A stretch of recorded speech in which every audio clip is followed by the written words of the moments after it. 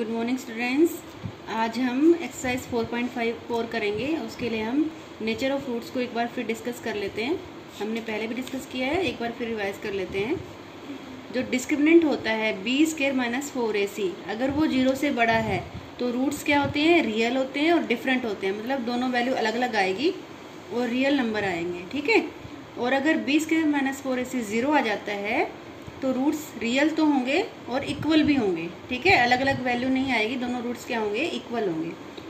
और अगर b² - 4ac का आंसर 0 से छोटा, मतलब माइनस में आता है अगर इसका आंसर, तो रूट्स आर नॉट रियल। ठीक है, तो ऐसे सिचुएशन में आपको इनका सोल्यूशन नहीं करना है। ठीक है, तो ये तीन ही कंडीशन है, या तो ये 0 के बराबर होगा, या 0 से बड़ा होगा, या 0 से छोटा होगा। ठीक है, तो ये आपको याद रखने हैं, ये 1 मार्क्स में भी आ जाता है और इस पे क्वेश्चंस पे भी इसका प्रभाव देखा गया है कि एक्सरसाइज 4.4 जो है आपको इसी बेस पर सोल्व करनी है। ठीक है, तो अब एक्सरसाइज में देखते हैं कि इनको कैसे यूज करना है। तो एक्सरसाइज 4.4 का पहला क्वेश्चन है, find the nature of roots, find the roots if they exist. ठीक है, नेचर ऑफ रूट्स हमें पता करनी है पहले कि रूट्स कैसे हैं, इक्वल हैं या अनइक्वल हैं, रियल हैं या नॉट रियल हैं। ठीक है, तो जैसे ये आपको दे रखा है 2x² - 3x + 5 = 0, तो a क्या है यहाँ पर 2, कोफिशिएंट ऑफ x², ये होता है हमारा a। ठीक है, जनरल इक्वेशन हम लिख लेते हैं ax² + bx + c = 0, ये जनरल इक्वेशन होती है। तो x² का कोफिशिएंट a होता है, तो यहाँ पर क्या है 2, x का कोफिशिएंट क्या होता है b, तो यहाँ पर क्या है -3, और कांस्टेंट c होता है, तो यहाँ पर क्या है 5। अब हमें क्या निकालना है, d निकालना है। d डिस्क्रिमिनेंट क्या होता है, b² - 4ac, तो b की वैल्यू क्या है -3 का होल स्क्वायर -4, a कितना है 2, c कितना है 5। तो देखेंगे 9 - 40, -3 का स्क्वायर कितना आ गया 9, और 4 2 = 8, 8 5 = 40, तो ये आ गया -31। ये माइनस आ गया ना, माइनस मतलब ये नेगेटिव हो गया। ठीक है, तो रूट में negative means roots are not real. ठीक है, हमारा डी हमेशा पॉजिटिव होना चाहिए, 0 भी हो सकता है और पॉजिटिव भी, लेकिन नेगेटिव नहीं हो सकता। तो हमें क्या लिखना है, roots are not real, so no real roots exist. तो इसका सोल्यूशन हम नहीं करेंगे क्योंकि ये हमारा नेगेटिव आ गया, हमारे रियल रूट एग्जिस्ट नहीं करते हैं। एक और देखते हैं हम, अगली स्टेटमेंट है 3x² - 4√3x + 4 = 0। ए क्या है हमारे पास 3, x² का कोफिशिएंट 3a है, x का कोफिशिएंट क्या है -4√3, तो ये कितना है हमारे पास -4√3, b की वैल्यू है, और c क्या है हमारे पास 4, कांस्टेंट क्या है हमारे पास 4। अब हम d चेक करेंगे, क्या वैल्यू है d की, b² - 4ac, तो b², b क्या है -4√3 का स्क्वायर -4, a कितना है 3, c कितना है 4। ठीक है, तो 4 का स्क्वायर -4 का स्क्वायर कितना हो जाएगा 16, और √3 का स्क्वायर कितना हो जाएगा 3। ठीक है, इन तीनों का स्क्वायर कर रहे हैं, माइनस का करेंगे प्लस हो गया, 4 का करेंगे 16 हो गया, √3 का करेंगे 3 हो गया। ठीक है, और -4 3 = 12, 12 4 = 48। ठीक है, तो यहाँ 6 3 = 48, 48 - 48 0, तो d कितना आ गया 0। तो अगर d 0 होता है तो हमारे रूट रियल होते हैं और इक्वल होते हैं। ठीक है, roots are real and equal. ठीक है, तो रियल रूट्स हैं तो हम एग्जिस्ट करते हैं रूट्स, तो हमें उनको निकालना पड़ेगा कि हमारे रूट्स क्या आए हैं। ठीक है, जब आपको रियल लिखना पड़े इसका मतलब रूट जो है एग्जिस्ट कर रहे हैं। ठीक है, और d 0 हो गया तो वो दोनों इक्वल रहेंगे। ठीक है, अब फार्मूला क्या था हमारे पास, x = -b ± √d/2a। ठीक है, यहाँ देखो ये फार्मूला याद है आपको, -b ± √b² - 4ac/2a। ठीक है, और ये हमारा क्या था d, ये हमारा क्या है d, तो इसको हम और कैसे लिख सकते हैं, -b ± √d/2a। ठीक है, -b ± ये हमारा डिस्क्रिमिनेंट मतलब d। ठीक है, और /2a, तो ये हमने यहाँ फॉर्मूला लिख लिया, लेकिन d की वैल्यू क्या है हमारे पास 0 है, तो हमारा जो रूट्स बच गया क्या बच गया, -b/2a बच गया। अब b की वैल्यू क्या है हमारे पास, ये देखो b की वैल्यू है -4√3। ठीक है, तो माइनस ये फार्मूले का माइनस है और ये b की वैल्यू है, ये क्या है, ये b की वैल्यू है -4√3/2a। 2 और a कितना है हमारे पास, a हमारे पास 3 है। ठीक है, तो इस 2 से 4 कैंसिल हो जाएगा, माइनस से माइनस क्या बन जाएगा, प्लस बन जाएगा, माइनस और माइनस की मल्टीप्लाई प्लस बन गया, 4 2 से कैंसिल हो गया, कितना आया हमारे पास 2√3/3। ठीक है, तो x की वैल्यू कितनी आ गई 2√3/3। ठीक है, तो अब ये एक नहीं है, ये दो वैल्यूज हैं जो दोनों ही 2√3/2 है। फर्स्ट रूट भी 2√3/2 है, सेकेंड रूट भी 2√3/3 है। ठीक है, क्योंकि इक्वेशन क्या है हमारे पास, क्वाड्रेटिक इक्वेशन है।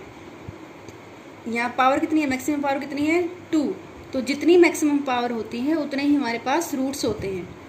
ठीक है, ये ध्यान रखना है, जितनी हमारे पास मैक्सिमम पावर है, यहाँ पावर कितनी है मैक्सिमम 2, तो इस इक्वेशन के 2 ही रूट आएंगे। ठीक है, लेकिन हमारे पास यहाँ आपको एक ही दिख रहा है, तो ये एक नहीं है, इसका मतलब ये है कि दोनों ही आंसर सेम रहेंगे, इक्वल। ठीक है, रियल वैल्यू तो है ये, ठीक है, रियल तो है, और ये दोनों आंसर क्या है, इक्वल है। तो फर्स्ट रूट x1 लिख सकते हो आप, ये भी सेम वैल्यू है, और x2 वो भी सेम वैल्यू है। ठीक है, ये ध्यान रखना है, इन दोनों को लिख के दिखाना है कि roots are same, equal and real. चलो अब और क्वेश्चन डिस्कस करते हैं। कुछ ऐसे क्वेश्चंस मिलेंगे आपको, find the value of k if the roots are equal. ठीक है, आपको गिवन है ऑलरेडी रूट्स इक्वल हैं, तो k की वैल्यू निकालो। ठीक है, जैसे ये क्वेश्चन है kx into x minus 2 plus 6 is equal to 0, तो हम इसको पहले क्वाड्रेटिक इक्वेशन की स्टैंडर्ड फॉर्म में ले आएंगे। मल्टीप्लाई कर दिया, kx को x से मल्टीप्लाई कर दिया, kx² माइनस 2 से मल्टीप्लाई कर दिया, 2 इंटू k कितना बन गया, माइनस 2kx बन गया, प्लस 6 इज इक्वल टू 0। अब a क्या है, x² का कोफिशिएंट ये है a, k आ गया। b क्या है, ये रहा माइनस 2k, x का कोफिशिएंट माइनस 2k, c क्या है 6। ठीक है, अब हमें दिया क्या है, now it is given that roots are equal. Roots equal है, इसका मतलब हमें d को 0 दिया हुआ है। ठीक है, अगर ये उन्होंने कहा है रूट्स इक्वल है, इसका मतलब d की वैल्यू कितनी है, 0 दी हुई है, और d की वैल्यू क्या होती है b² माइनस 4ac, ये किसके इक्वल है, 0 के इक्वल है। अब हम ये देख लेंगे हमारा आंसर इस इक्वेशन में क्या बन रहा है। b क्या है, माइनस 2k का होल स्क्वायर माइनस 4a की वैल्यू कितनी है k, और c कितना है 6। तो इसको सोल्व करेंगे, 4k² माइनस का स्क्वायर प्लस 2 का स्क्वायर, 4k का स्क्वायर k²। ठीक है, तीनों का स्क्वायर हो गया 4k² minus 4 6 24k is equal to 0। यहाँ से k कॉमन, 4k कॉमन आ जाएगा, दोनों में से 4 कॉमन आ गया और k कॉमन आ गया, तो अंदर क्या बचा k माइनस 6। ठीक है, कॉमन लेना आपको आता होगा, 4 और 24 में से 4 कॉमन आ गया, k² और k में से k कॉमन आ गया, जो अंदर बचा वो यहाँ लिख दिया, k यहाँ पर सिर्फ k बचेगा और यहाँ पर सिर्फ माइनस 6 बचेगा। ठीक है, अब ये दो फैक्टर हो गए इसके, तो दोनों ही फैक्टर 0 के इक्वल हो जाएंगे, 4k इज इक्वल टू 0 और k minus 6 is equal to 0। जब इसको सोल्व करेंगे k की वैल्यू 0 आ जाएगी, और इसको सोल्व करेंगे k की वैल्यू 6 आ जाएगी। ठीक है, तो या तो k की वैल्यू 0 हो सकती है या k की वैल्यू 6 हो सकती है। ठीक है, अब कुछ जो क्वेश्चंस है नीचे आपको स्टेटमेंट फॉर्म में दिए हुए हैं, तो उनको कैसे सोल्व करना है, एक क्वेश्चन डिस्कस कर लेते हैं। Is it possible to design a rectangular mango grove whose length is twice its breadth and the area is 1800 metre square, if so find its length and breadth। तो पहले तो पूछ रहा है कि ऐसा रेक्टेंगल जो वो गार्डन है मैंगो का बनाना पॉसिबल है जिसकी लेंथ इज ट्वाइस इस ब्रेड्थ और उसका एरिया है 1800 मीटर स्क्वायर। लेंथ किसकी डबल है, length is twice its breadth, तो ब्रेड्थ मान लेंगे हम, let's the breadth is x। अब length is twice the breadth, दो लेंथ कितनी हो जाएगी उसकी, ट्वाइस मतलब 2x हो जाएगी, तो ब्रेड्थ आपकी x है तो लेंथ आपकी 2x है। अब रेक्टेंगुलर एरिया कितना होता है, रेक्टेंगल का एरिया लेंथ इंटू ब्रेड्थ क्या हो गया, 2x into x 2x²।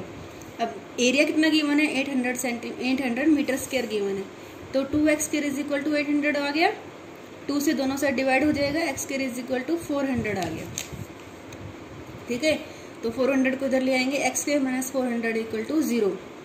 Okay, तो अब हमारे पास x कितना है, सॉरी x का कोफिशिएंट, x² का कोफिशिएंट यहाँ पर क्या है 1, तो a 1 आ गया, और x की टर्म है नहीं हमारे पास, तो b कितना हो गया 0। सी कितना हो गया -400। ठीक है, जो स्टैंडर्ड फॉर्म में याद है ना आपको, क्या होते हैं ax² plus bx plus c is equal to 0। X का कोफिशिएंट a यहाँ पर कितना है 1, x का कोफिशिएंट b होता है, लेकिन यहाँ पर x की टर्म नहीं है, तो b हमारा कितना हो गया 0, और c कांस्टेंट कितना है -400। तो हमें d चेक करना है, d क्या होता है b² -4ac, इसमें सारी वैल्यू रख देंगे तो ये हमारा आ गया 1600। ठीक है, b का स्क्वायर 0 -4, a 1 है, c -400 है, माइनस माइनस प्लस हो जाएगा 16 ग्रेटर देन 0। ये पॉजिटिव आ गया, इसका मतलब ये रेक्टेंगुलर जो ग्रोव है, गार्डन है, बनाना संभव है, इट इज पॉसिबल। अगर ये नेगेटिव आ जाता तो ये पॉसिबल नहीं होता। तो ये चेक करना आपको यहाँ पर है कि डी हमारा क्या होना चाहिए, पॉजिटिव या 0, नेगेटिव नहीं होना चाहिए। ठीक है, तो ये पॉसिबल है इसको डिजाइन करना। तो इसका सॉल्यूशन इसके बाद ये चेक करने के लिए है कि is it possible, yes is it possible. उसके बाद जो आपको ये सॉल्यूशन है, इसका अपनी इच्छा से आप कोई भी मेथड से आप सोल्व कर सकते हो, आप फार्मूला भी लगा सकते हो। ठीक है, तो यहाँ हमने क्या किया है, कंप्लीटिंग स्क्वायर से किया है यहाँ पर। ठीक है, x² इज इक्वल टू 400 है, तो ये किसका कंप्लीट स्क्वायर है, ये आपका बन गया 20 का कंप्लीट स्क्वायर। ठीक है, x² इज इक्वल टू 20 का कंप्लीट स्क्वायर। तो जब स्क्वायर रूट करेंगे बोथ साइड क्या आ जाएगा, +-20। ठीक है, तो हमें फार्मूले की यहाँ पे रिक्वायरमेंट नहीं है, आप चाहो तो लगा भी सकते हो, आंसर सेम ही आएगा। तो यहाँ पर हमारा कंप्लीटिंग स्क्वायर बना हुआ है ऑलरेडी, तो हमने क्या किया, x इज इक्वल टू +-20। अब दो आंसर है इसके, +20 भी और -20 भी, लेकिन हम जानते हैं लेंथ हमेशा पॉजिटिव होती है। ठीक है, लेंथ एक क्वांटिटी है, इट इज ऑलवेज पॉजिटिव। ठीक है, ये डायरेक्शन नहीं है, डायरेक्शन में होता है कि प्लस लेना है या माइनस लेना है, तो लेंथ हमेशा पॉजिटिव, एरिया भी हमेशा पॉजिटिव होता है और लेंथ भी हमेशा पॉजिटिव होती है। तो x हमने क्या चूज किया, 20, तो ब्रेड्थ 20 आ गई, तो लेंथ उसका डबल 40 मीटर आ गई। ठीक है, तो इस तरह से आपको क्वेश्चंस ट्राई करने हैं, जो क्वेश्चन और जो बचे हुए हैं वो आप कर लेना, ना निकले वो पूछ लेना।